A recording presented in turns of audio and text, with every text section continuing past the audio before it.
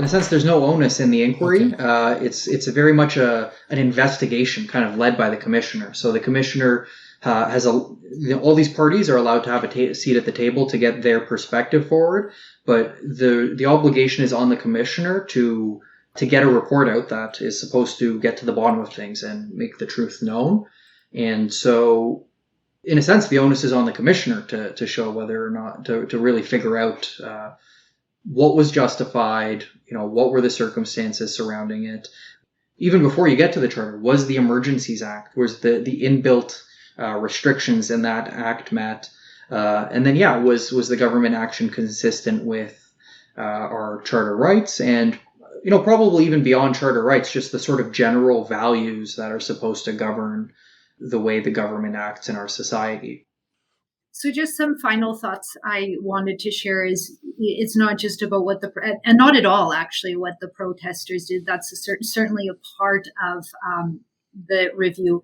But we need to really take a sober second thought at looking at the police actions that we witnessed in February after the Emergencies Act was invoked. I still think about those days and the feeling I had that being in Canada. And it still shocks me. Canada is not a country that supports capital punishment, torture, inhumane treatment. If for the last, couple of years, it's been divide and conquer, it seems.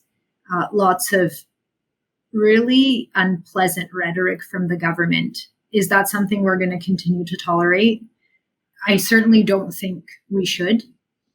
Witnessing what we did in February, and again, I hope and expect that the actions of the police will be held to account.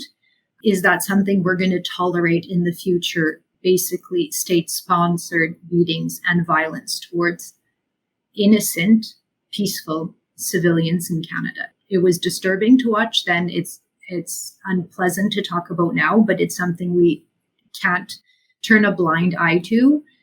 That I anticipate and I hope is going to be a big portion of the evidence that we're going to hear before the commission. And there's going to have to be some discussion about whether that's appropriate in Canada and what we're going to do about it.